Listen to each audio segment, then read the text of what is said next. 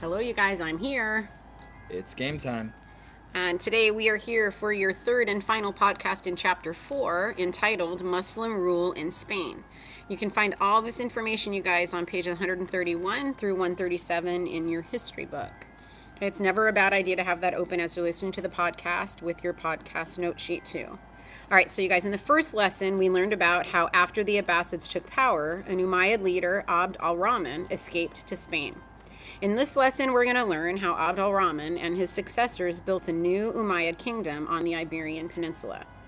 As always, we've got some key terms and names, vocabulary words. So you're going to want to make sure that you are familiar with these for the podcast quiz that you guys are going to take. That's embedded in your the big slide deck that you guys are working on, the Umayyads, the Abbasids, and Muslim Spain.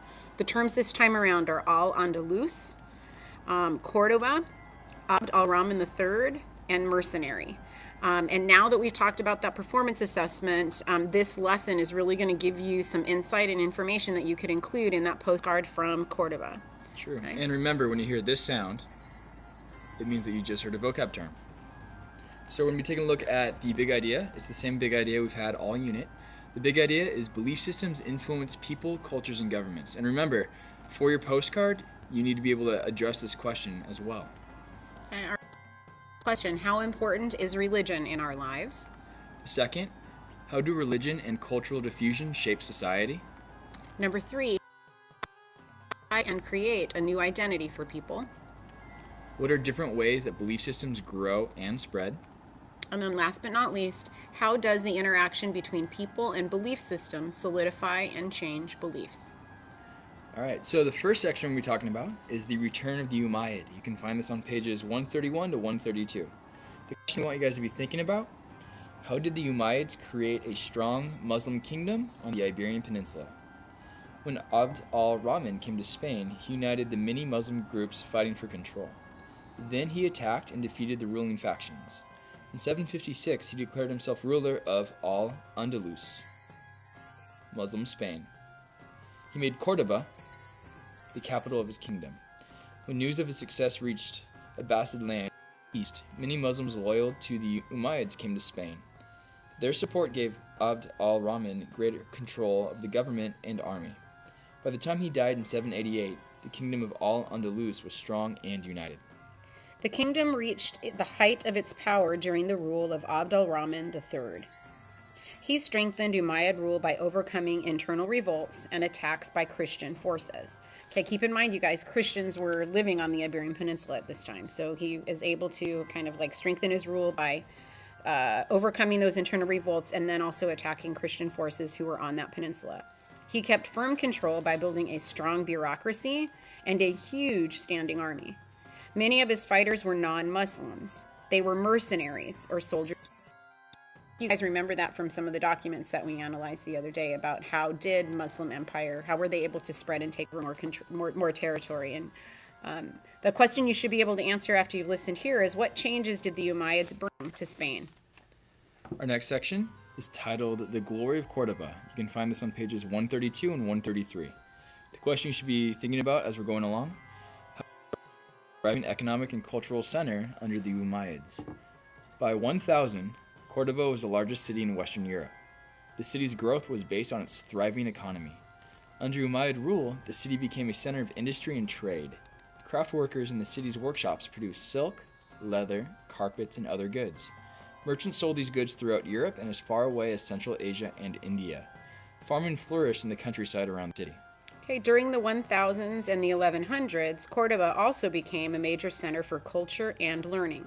It had libraries with thousands of books. Muslim scholars translated many books into Latin. In time, Christian scholars in other parts of Europe read these books.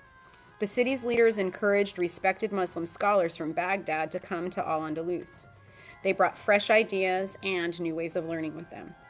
So you guys, what made Cordoba a great city during Umayyad rule? Our final section is a golden age in the West. You can find these on pages 134 to 137. The question we want you to be thinking about, what cultural developments took place during the Golden Age in Al-Andalus? A golden age of culture developed in Al-Andalus and 1100s. Scholars made key contributions to mathematics, astronomy, geography, medicine, and philosophy. They used mathematics to create accurate calendars. In astronomy, they created tables to show where the planets were located at various times of the year. They also built instruments to view the skies and a planetarium with planets that moved. A scholar named contributed to the study of geography, and in 1154 he completed knowledge with maps and descriptions of many world regions. In medicine, doctors in Al-Andalus wrote medical studies on relations between doctors and patients and on the way to treat diseases. In the late 900s, a doctor named Al-Zahiri wrote a medical encyclopedia on everything from surgery to the care of teeth.